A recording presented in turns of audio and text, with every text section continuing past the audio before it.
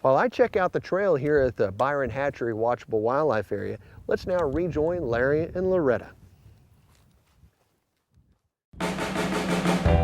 The Salt Plains Wildlife Tour Loop is probably best known for its outstanding birding opportunities. Larry and Loretta next make a stop at the Shorebird Trail to hopefully catch a glimpse of a sandpiper.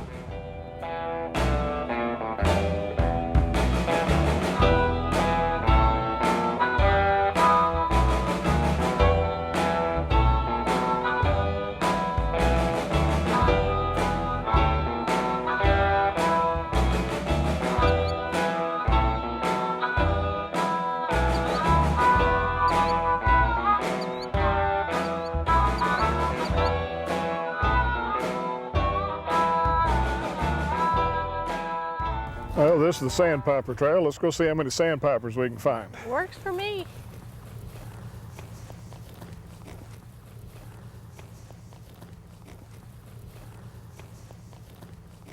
I've got a telescope up here. Let's go see what we can see.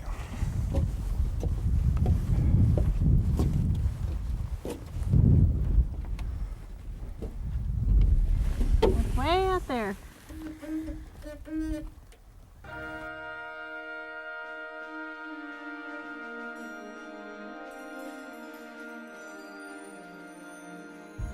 I'm glad we put on our insect repellents. The mosquitoes are pretty bad out here today.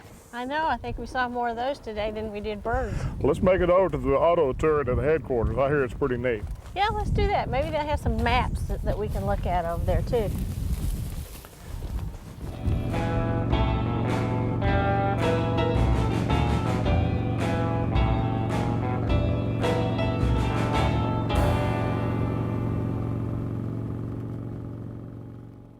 Hi, my name is Ron Shepard. I'm the refuge biologist here for the Salt Plains National Wildlife Refuge. Here at the refuge headquarters complex, we have the visitor center here, of course, to view some of the pictures and the aerial photograph of the refuge in itself. Also, just out here out the door a couple of 100 yards, we have the auto tour route. It's just, as it states, it's an auto tour route. You're able to stay in your vehicle, take the 2-mile drive, view the wildlife within your car. It's a good opportunity just to drive around and enjoy the wildlife without walking around. And also, we'd like to invite you here at the refuge headquarters. If you have any questions, stop by and ask us, and we have different people here that would be glad to help you and answer your questions. Next on their tour, our bikers head to the Byron State Fish Hatchery.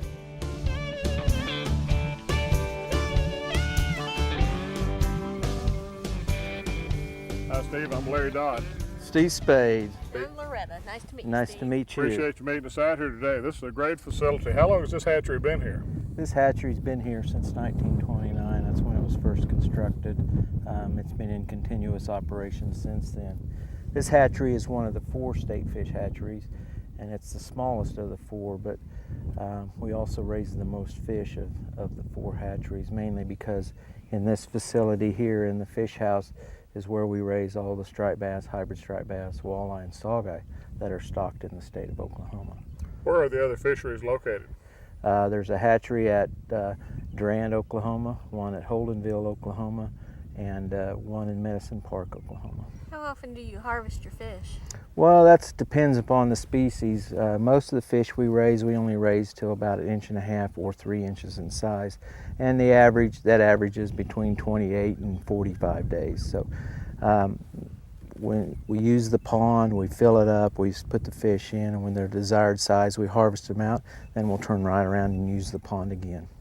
So each pond has a distinct variety of fish in it at one time? Well, we raise one species of fish at a time in a pond, and then we harvest the pond. We have the capability of draining our ponds completely down, catching the fish in the basin in the bottom of the pond, and then once they're in the basin, we dip them up, load them on the trucks, and then ship them out to various lakes across the state of Oklahoma. What lake gets the most fish out of here? That's a pretty tough question, but Canton is probably one of them because it gets about 5 to 6 million walleye a year, and then most of the others get in anywhere from 5,000 to up to 2 or 3 million, depending on the species again and the size of fish that the biologist asks for. Do you have any problems? I noticed a lot of shorebirds and other fishing birds around here. Are they a problem to you? The worst problem we have is the double-crested cormorant. The other big predator we get this time of the year, which we can't do anything about it, and it's kind of neat to watch, is the least tern, which is an endangered species. They come up off the Salt Plains Refuge and feed right here at the hatchery. So it's bad, but yet it's kind of neat too. We saw one catch one right here beside us just earlier. Yeah. It is interesting to watch. Yes. Terrific. What would be the possibility of getting a tour of that fish house up there? Pretty good. All you got to do is let me know, and we'll give you a quick tour through there. Sounds like a good idea. Thanks, Steve. Appreciate you taking the time to meet with us today. No problem. Nice to meet Anytime, you. anytime. Signs clearly mark each of the 13 different loops of the Great Plains Trails of Oklahoma, and you'll find plenty of information to help you plan your own discovery trip at greatplainstrail.com.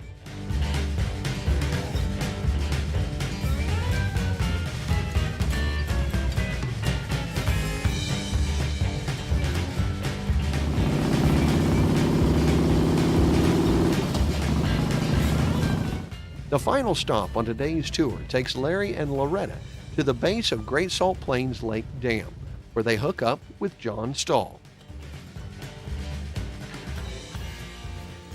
How are you folks today? We're doing well. Are you John? Yeah, I'm John.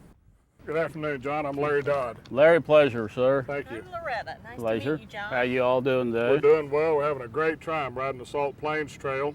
It's great to be here at the Salt Lake. What do we got going on over here? Well, they're catching a few fish, some channel cats and flatheads. Let's walk over there and see what's going on. So like a plan.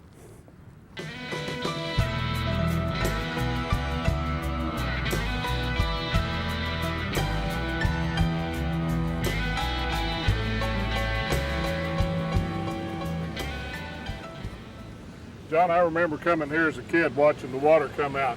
Why are they letting the water out? Well, Salt Plains is an uncontrolled spillway type deal. Salt Plains works on the principle like a Coke bottle set on its side. Is when it gets up above normal pool, it goes out the throat of the bottle.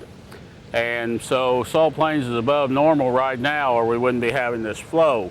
Once it goes below normal, the water stops. What kind of fish are they catching out of the basin here? Right now they've been catching some real nice flatheads on live sunfish, and these gentlemen behind us been catching channel cat on sunny super sticky stink bait.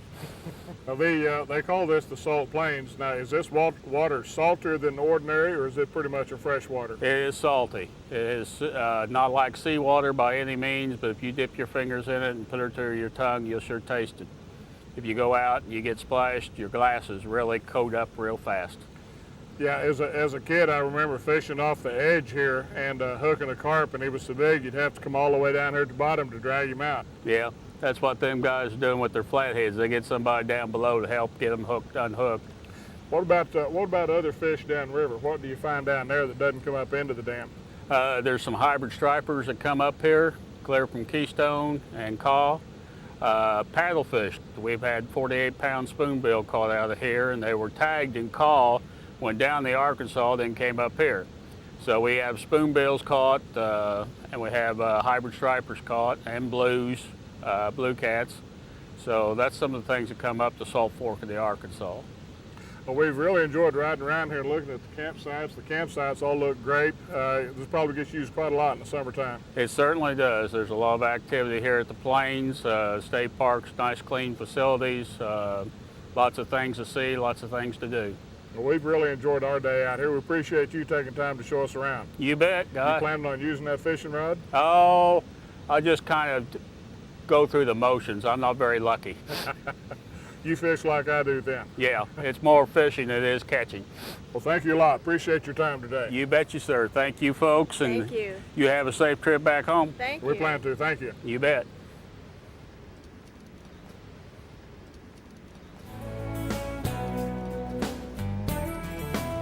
Well, it was a little chilly this morning, but it sure turned out to be a perfect day to ride the Salt Plains Trail. It sure did. I sure hope we can do another trail.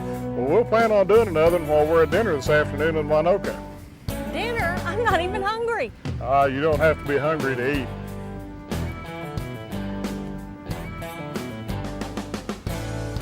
Western Oklahoma has so much to offer, and it's our hope that the many loops of the Great Plains Trails of Oklahoma will open doors for you to discover our state's rich wildlife diversity.